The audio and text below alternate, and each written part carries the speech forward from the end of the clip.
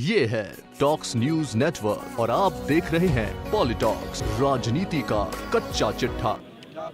पिछली 16 तारीख को आज़ादी के बाद भ्रष्टाचार के सबसे बड़े मामले को एसीबी के कर्तव्यनिष्ठ अधिकारियों ने 6 महीने तक सैकड़ों लोगों के फ़ोन को टेप पर लेकर के बातचीत सुनने के आधार पर एक बड़े मामले को बस्ट किया था, उजागर किया था, जिसमें लगभग 16-17 लोगों को गिरफ्तार किया।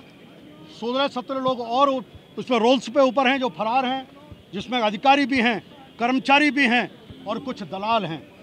हम पूछना चाहते हैं कि दलाल कौन है, उनके मंत्री से क्या संबंध हैं। जसवंत यादव वो किंग पिन है इस मामले का, उसके मंत्री से क्या संबंध हैं। वो उनकी शादी में गए थे 8 तारीख को, इसके बारे में जनता को जवाब देने का काम करें। और भी बहुत सारे लोग हैं। हमने पिछले दिनों मुख्यमंत्री से ये मांग की थी, कुछ 10-12 बिंदु सामने रखे थे, या तो इनका जवाब दें, हमें संतुष्ट करें, जनता को संतुष्ट करें, अन्यथा नैतिकता के आधार पर परिवहन मंत्री से इस्तीफा लें।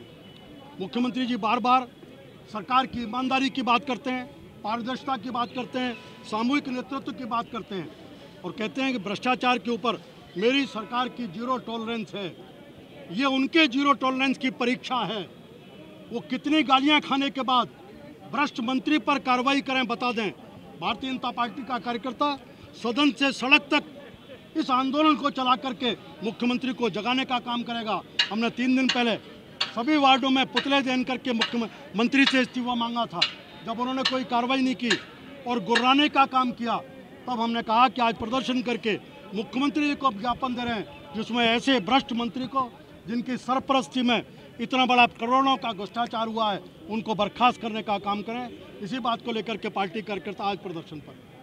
भाई साहब, एक सवाल था मेरा कि सड़क पर आप लगातार घेर रहे हैं परिवहन मंत्री को, आपको नहीं लगता कहीं ना कहीं विधानसभा में मामला बीजेपी के बजाय? देखिए, विधानसभा में पहले दिन ही इस विषय के ऊपर पार्टी ने स्थगन प्रस्ताव रखा, लंबी बहस हुई, और लेकिन सरकार पूरी तरह से इस भ्रष्टाचार को दबाने की कोशिश में लग रही है। सदन के अंदर पर इस पर बहस करने की बात नहीं, और सदन के बाद खुद परिवहन मंत्री धमकी दे रहे हैं कि एसीबी हमारे नियंत्रण में काम करती है, हमारे कहने से काम करेगी, और जो भ्रष्ट कर्मचारियों अधिकारियों को अवैध धन देने का काम कर रहे हैं, वहाँ भी हम लड़े, वॉकआउट किया, सब किया। जब इस सरकार की नींद नहीं चेती तो भारतीय जनता पार्टी जनता के बीच विषय को लेकर जाने का काम कर रही है। परिवहन मंत्री कह चुके हैं कि जो भ्रष्ट अधिकारी उनके खिलाफ कार्रवाई होगी और जो ईमानदार अफसर है उनका कुछ नहीं होगा। इस बारे में आपका जो प्रदर्शन है, कहीं ना कहीं हम बिल्कुल स्पष्ट रूप से कहते हैं कि पूरी 6 महीने की जांच के बाद सैकड़ों लोगों के फ़ोन टेप किए एसीबी ने, उनकी बातचीत को टेप किया। एक बार उन सब टेलीफोन नंबरों को जनता के सामने रखें, बातचीत को उजागर रखें। दूध का दूध, पानी का पानी हो जाएगा। कोई इस बात का जवाब दे दे।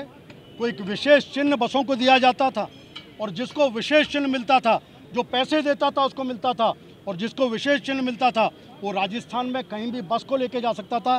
कोई जांच नहीं होगी, कोई परमिट नहीं होगा। आज लोग जानना चाहते हैं, ये गोल्डन ट्रांसपोर्ट कंपनी की लगभग 40 बस हैं, लगभग 1 साल से मंत्री बनने के बाद से बिना परमिट के चलती थी। क्या किसी छोटे कर्मचारी के कहने से चलेगी? किसी दलाल के कहने से चलेगी? निश्चित रूप से किसी की सरपरस्ती है। उस सरपरस्ती किसकी है और इसका सरगना कौन है, उस सरगना को जनता के बीच ला करके छोटे मोटों के ऊपर नहीं, उस किंग पिन के ऊपर, सरगना के ऊपर कार्रवाई ऐसी भी करे, मुख्यमंत्री उनको बर्खास्त करें। ये है टॉक्स न्यूज नेटवर्क और आप देख रहे हैं पॉलिटॉक्स, राजनीति का कच्चा चिट्ठा।